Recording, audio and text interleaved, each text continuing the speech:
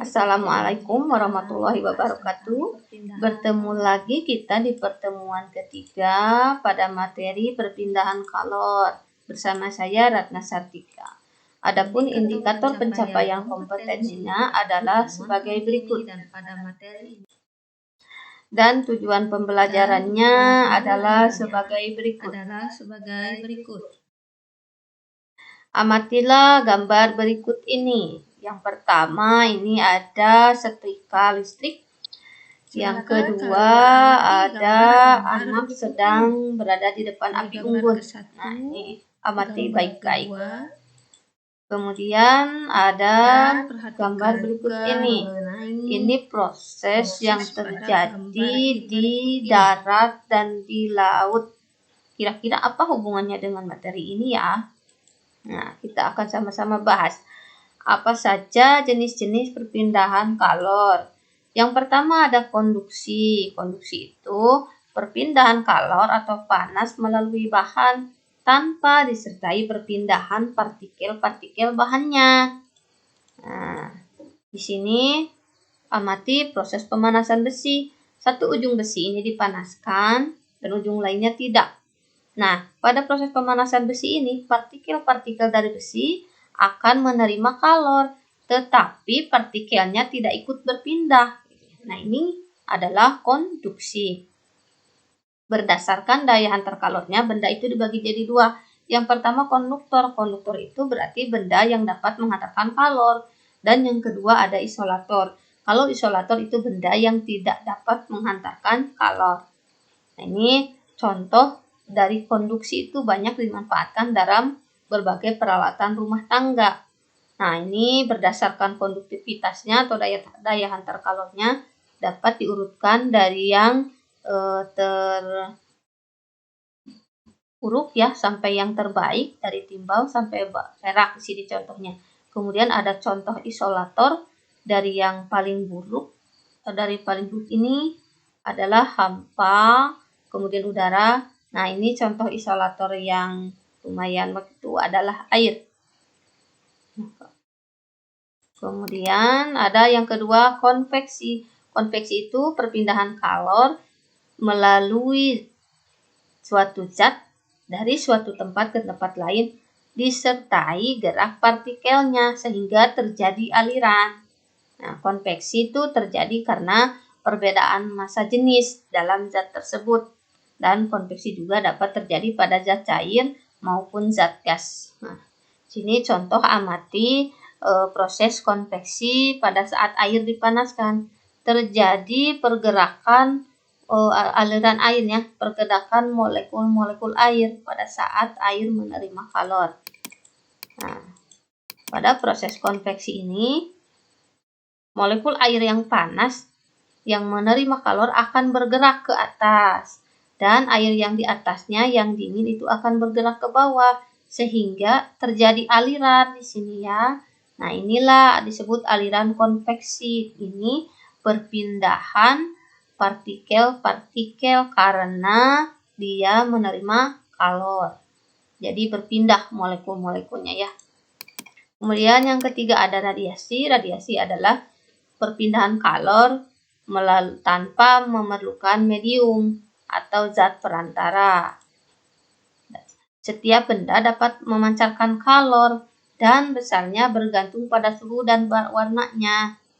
Nah, kemudian semakin panas benda dibandingkan panas lingkungan sekitar, semakin besar pula kalor yang diradiasikan ke lingkungannya.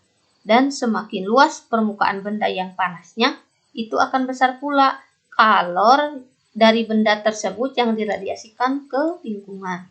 Contoh dari radiasi ini adalah pancaran sinar matahari. Sehingga kita yang berada di bumi ini merasa hangat, yaitu karena radiasi sinar matahari.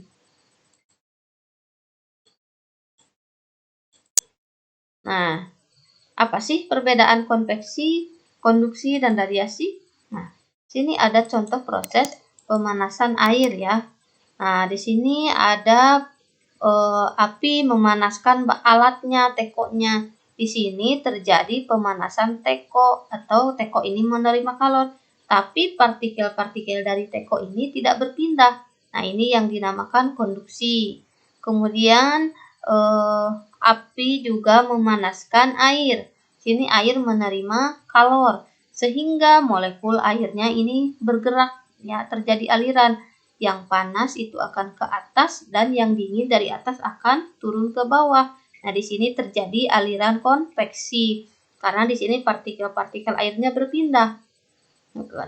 Sehingga ini dinamakan proses konveksi.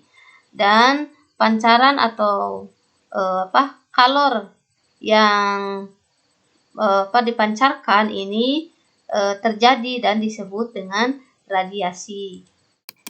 Nah, apa sih contoh peristiwa konduksi konveksi dalam kehidupan sehari-hari? Nah, ini contoh penerapan konduksi dalam kehidupan sehari-hari itu pemanfaatannya digunakan pada setrika listrik. Ini bagian bawahnya terbuat dari besi, ya, yang bisa mengantarkan kalor. Ini yang bersifat panas, menghantarkan kalor dengan baik. Tapi pegangannya ini terbuat dari plastik. Ini supaya apa? Plastik ini kan isolator, sehingga ini tidak dapat menghantarkan kalor atau tidak panas. Maka pegangannya terbuat dari plastik dan aman untuk kita pegang bagian yang atas ini.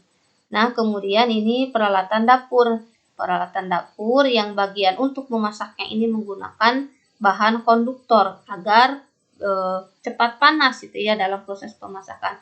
Tapi di sini pegangannya ini terbuat dari plastik biasanya atau kayu agar panas dari besi ini tidak sampai gitu ya sampai ke ini, sehingga kita bisa dengan aman memegang alat masak tersebut karena bagian pegangannya terbuat dari isolator.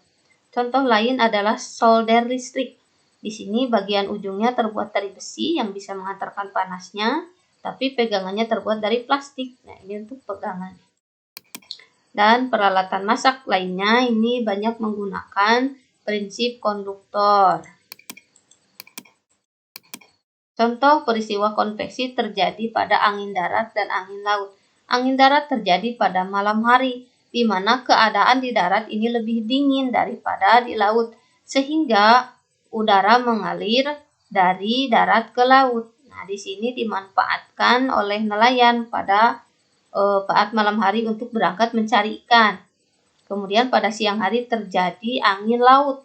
Angin laut ini adalah udara yang bergerak dari laut ke darat, di mana di sini udara di daerah laut lebih dingin atau lebih rendah suhunya daripada di darat, sehingga udaranya bergerak dari laut ke darat, dan ini dimanfaatkan para nelayan untuk pulang pada pagi harinya.